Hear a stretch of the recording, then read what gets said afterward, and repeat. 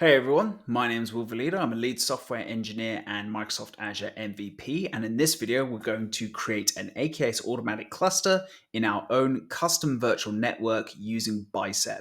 But before we start writing any code, I want to start right from the beginning. So let's start with Kubernetes. If you don't know what Kubernetes is, just to generalize it, Kubernetes is an open source platform that enables you to deploy and manage containerized workloads and services at scale.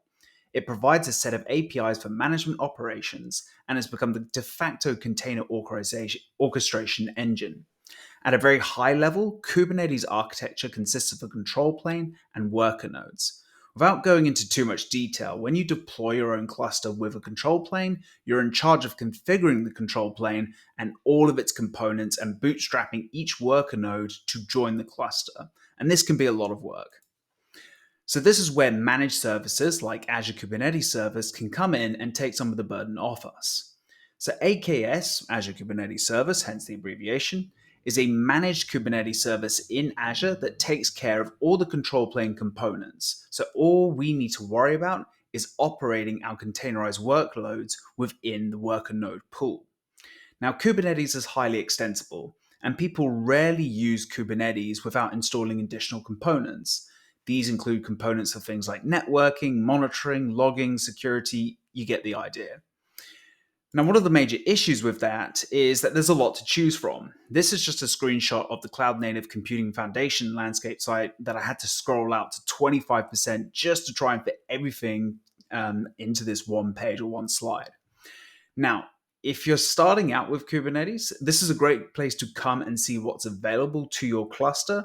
However, it is a little overwhelming. So what the AKS team have done is introduce a new offering called AKS Automatic.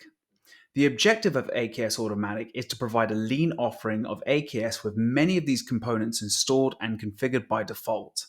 This provides us with a streamlined experience of setting up our AKS cluster. So instead of having to figure out what components we need for security, logging, monitoring, etc., AKS Automatic will provide us these components that are already aligned to best practices around configuring our AKS cluster.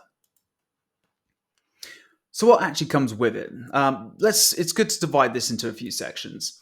So in terms of security, at the cluster level, AKS Automatic uses Azure Linux OS along with automatic upgrades. Local access and SSH access is disabled, with Azure RBAC being enabled to access the Kubernetes API. Workload identities are enabled so our developers can build applications that authenticate to Azure resources using Entra ID for that passwordless experiences. Image cleaner add-ons are already configured for us, and the node resource group is locked down to prevent users from accidentally or intentionally making changes to our cluster. We also get some deployment safeguards configured for us, as well as Azure Policy and Azure Key Vault provider add-ons so that we can work with secrets and policies from day one. When it comes to networking, we can think of how pods communicate with each other and how traffic ingresses and egresses from our cluster. For pod networking, AKS Automatic implements the Azure CNI overlay networking with Cilium. For the data plane, AKS or app routing is configured for ingress, which is essentially just a managed NGX ingress controller, which can integrate with Azure DNS. For egress, AKS NAT Gateway is installed for scalable outbound connection flows. Service meshes aren't enabled by default, but with this, you can either use your own service mesh or use Azure Service Mesh. AKS Automatic Autoscaling is enabled by AKS Node Auto Provisioning, which is based on the open source Carpenter project that automatically provisions and deprovisions nodes based on the demands of your workload. The cluster autoscaler routinely checks for underutilized nodes and scales accordingly to save you from having to waste resources. AKS Automatic also adds CADA or Kubernetes Event-Driven Autoscaling and VPA Vertical Pod Autoscaling add-ons. So for CADA, we can scale our clusters based on events and metrics, and the Vertical Pod Autoscaler will essentially help us automatically adjust resource requests based on actual usage. Finally, for observability, starting to get into the day two stuff here, AKS Automatic integrates with Azure Managed Prometheus for metric collection, Container Insights for log collection, and Managed Grafana for visualization. With Managed Grafana, it'll come with several Kubernetes and Azure related dashboards that are already installed, so you can see how your cluster is operating just by going into your Grafana dashboards. But for now, let's jump to Visual Studio Code and start to create our AKS Automatic cluster that's integrated with a custom virtual network using Bicep. So here we are in Visual Studio Code. Now, if I open up my file explorer, I've got two files, a main.bicep file and a main.bicep param file. But before we can actually write any Bicep code, there's a couple of things that we have to do in the command line. So if I open up a terminal, I'm going to be using a bash terminal for this. The first thing I want to do is install the AKS preview extension. I've already gone ahead and installed it, but if I was doing this for the first time, I just simply write AZ extension and name AKS preview, and that will go ahead and install the AKS preview extension as part of my Azure CLI command. Once that's installed, we can go ahead and register the feature flag for AKS Automatic using this AZ CLI command. And that will go ahead and register the AKS Automatic feature flag within our subscription.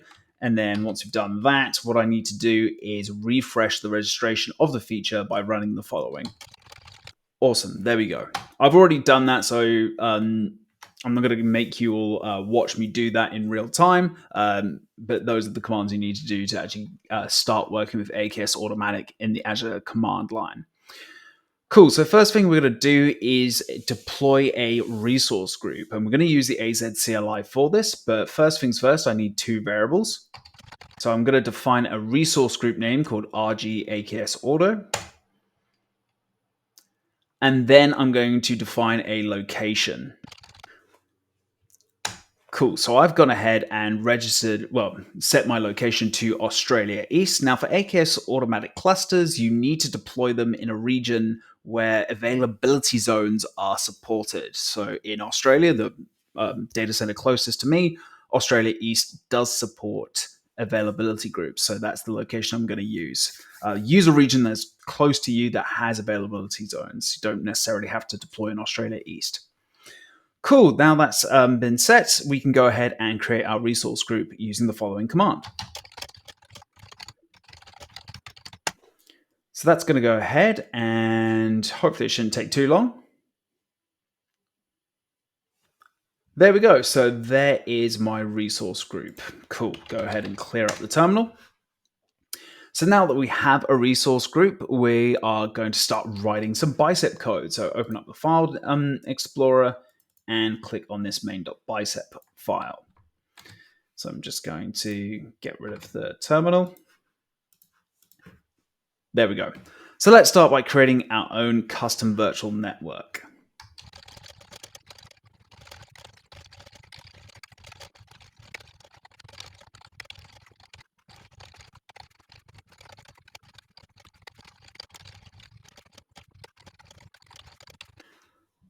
Cool, so that's obviously been sped up in post-editing, but let's break this down. So essentially what we've done is we've defined a location for all of our resources. So I'm going to deploy all my resources to the location of my resource group. We're going to give our virtual network a name. We're also going to create two subnets. We're going to create a subnet for our API server. That's the Kubernetes API server. And then we're also going to create a subnet for our cluster. We give our virtual network the address prefix here. We also give a subnet prefix and a cluster subnet prefix here. For the API server, you have to have this /28 address space. And then for our virtual network, we essentially define the address space as we've set here. And then we create our two subnets. Now for our subnets, we have to, for our API server subnet, delegate to Microsoft.Container Service managed clusters. That's we have to delegate our API subnet to that service name. We then go ahead and create our cluster subnet. using the cluster subnet prefix that we've defined. And I'm using these two existing resources for these subnets that I'm defining. That may seem a little strange, but for subsequent deployments, this means that with these subnets already being defined as existing, that's going to result in zero downtime for those subnets. If you don't have these, I have been in situations where I've redeployed my Bicep template and then the subnets are getting re-provisioned, and then app services or any kind of service that's integrated within a particular subnet does experience a little bit of downtime. So I'm just doing that to prevent this. Now, by default, all traffic within the virtual network will be allowed by default. So if we want to restrict traffic between subnets, we can go ahead and create a security group to do so. So let's go ahead and do that.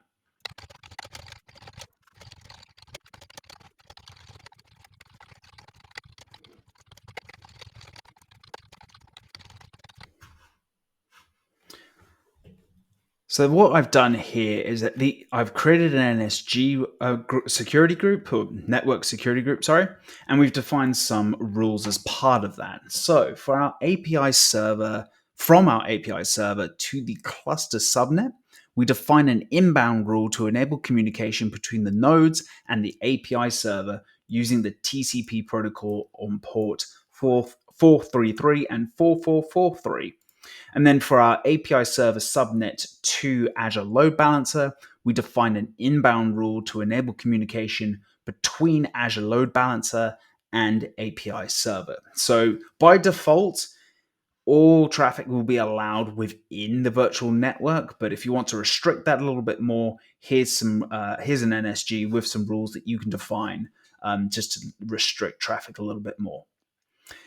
So for passwordless authentication to Azure services, we're going to go ahead and create a user-assigned identity that we can assign permissions to.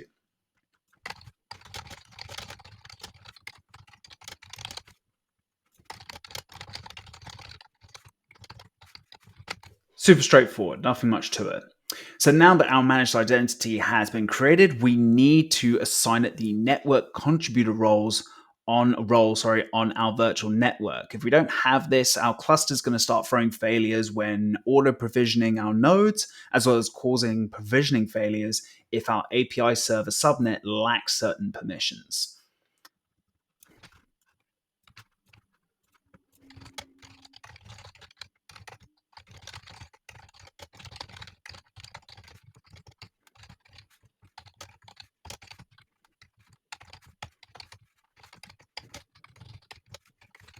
And there it is. So I've got a variable network contributor role ID up here, and that's using the built-in role for network contributor role. And then I'm assigning that to our managed identity down here. And this is going to be a service principal that we define. Now we can go ahead and create our AKS Automatic cluster.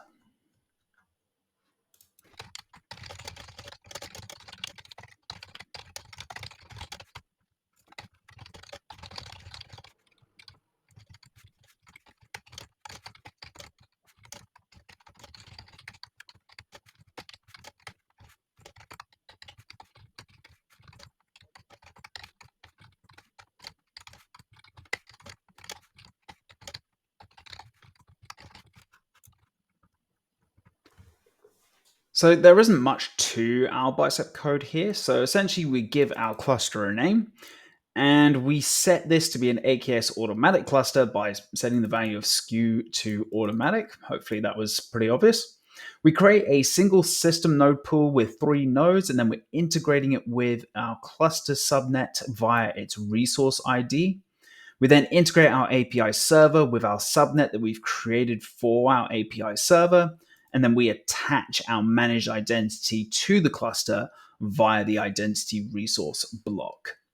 Now, before we can actually go ahead and connect to our cluster, we need to assign ourselves a role to be able to manage it, not our managed identity. It's for our role that we need to use. So for this video, I'm going to grant myself the Kubernetes Service RBAC Cluster Admin role. There's a few built-in roles for AKS, and I'll drop a link to them in the description below. But let's go ahead and do that now.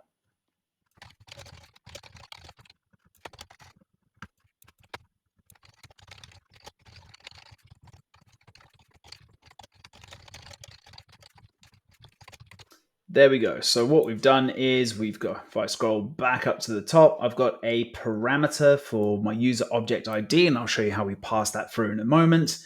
I then define the AKS cluster admin role ID using this variable. So this is the GUID that's essentially representing that AKS cluster RBAC admin role. And then right down at the bottom of my Bicep template, I assign that cluster admin role to this user object ID. Note here that the principal type is a user principal type, not a service principal, because we're granting it to a user. So that's everything that we need for our Bicep template. So if I open up my Bicep parameters file as well, so Bicep param file, I'm passing values to these parameters using this Bicep parameters file. So this could change for different environments, and these will change for your configuration. But these are the values that I'm going to be assigning to my various resources. As you can see, the user object ID parameter is set to null. So we're actually going to assign that inline. So what I'm going to do is open up my bash terminal, get some more real estate going, and I'm going to run the following. I'll just copy and paste this before I actually run it. So I'm exporting it to a user ID variable, and I'm getting the signed in user, getting my ID, and then just setting it to this variable here. So I'm going to go ahead, press enter. Awesome, there we go. So now I've got my user ID ready as a variable. Cool, so I'm in the directory where my main .bicep file and my main bicep param files are. So to run my deployment, what I'm going to do is I'm going to use the AZ CLI, so AZ deployment group. So this is going to be a deployment to a resource group. If I was doing it to a subscription, I could do it AZ deployment subscription. There's also management we can do deployments to, but for now we're just going to do it to a group because we've already created our resource group. I'm going to be creating a new deployment, and then for my resource group, I'm going to pass in the resource group name. The template file will be my main.bicep file, and then for my parameters, I want to pass two things. So I want to pass my main.bicep params file, and then for my user object ID parameter, I'm going to pass in my user ID variable that we just saved up here. Awesome. So we're going to give that a run and let's see how it goes. So everything has been deployed successfully. I'm in my resource group within the Azure portal. So now to manage our AKS Automatic cluster, we can use kube control and AZ CLI commands. So first thing we need to do is configure kube control to connect to our cluster. So I'm going to go into my Kubernetes Automatic cluster, and I'm going to click on connect and copy and paste this command. So downloading the cluster credentials. So click on copy to clipboard. I'm going to open up my Visual Studio Code again, and I'm just going to copy and paste that. And that will overwrite any existing kube config that I have. And it's going to use my new AKS Automatic cluster for my kube control configuration. Now we can verify the connection to our cluster using the following kube control command to return a list of cluster nodes. So to do that, kube control get nodes. And there we go. So it's returned my nodes to me straight away. But what you may do for the first time when you're trying to retrieve your nodes, you may be prompted to sign in. Remember that we assigned ourselves the Azure Kubernetes Service RBAC cluster admin role, so we should be able to access our cluster and get this output once we've signed in. It didn't ask me to sign in that time, but if you ask to sign in, that's the reason why. So now that we have our AKS Automatic cluster set up, let's deploy an application. So for this, I'm going to steal the AKS Store demo application. So the first thing I'm going to do is create a namespace to store that application called AKS Store Demo. That's the application we're going to be stealing. It was created by the AKS team, so shout out to them for creating it. So now within that namespace, I'm going to deploy the Kubernetes manifest that defines all the resources needed for this application. So the AKS team have stored within this GitHub repo YAML manifest that defines all the Kubernetes resources needed to support that application. And I'm going to deploy it to that AKS stored demo namespace that I've just created. So I'm going to go ahead and press enter.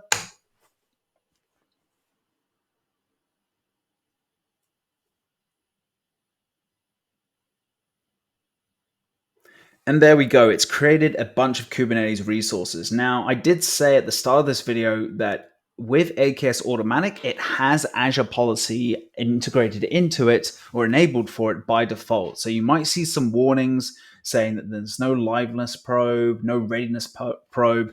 And what that is essentially AKS policy or gatekeeper looking at the workloads that you're deploying into your Kubernetes cluster and just providing you some warning. So that comes to you out of the box and day one, which is pretty neat.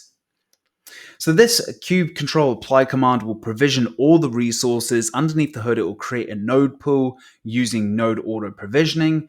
And what we need to do now is just get the public IP address for us to access our application.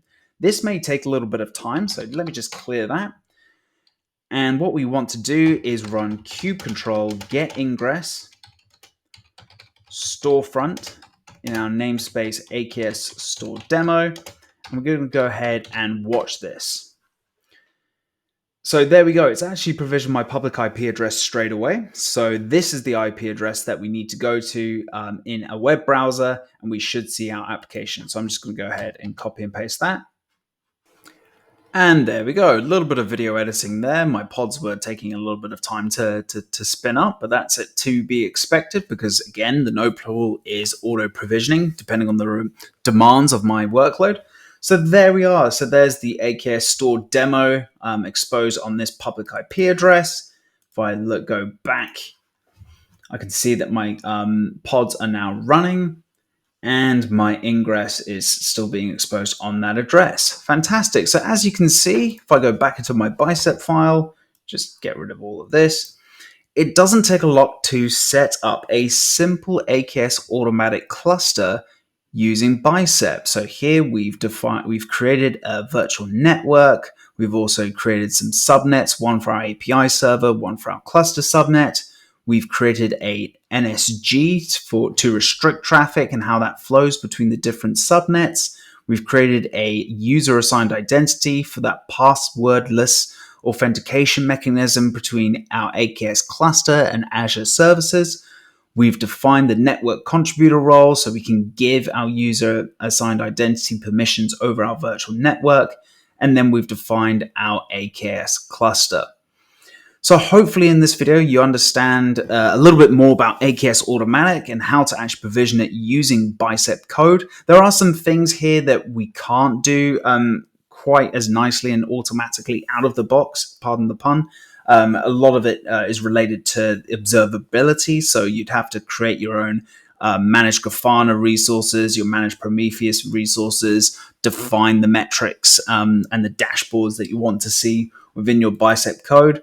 But again, AKS Automatic is still in preview, so watch this space. So thanks for watching this video. If you like it, give it a like. And if you want to see more videos like this, don't forget to subscribe. No matter where you are in the world, I hope you're having a great day, and we'll see you all next time.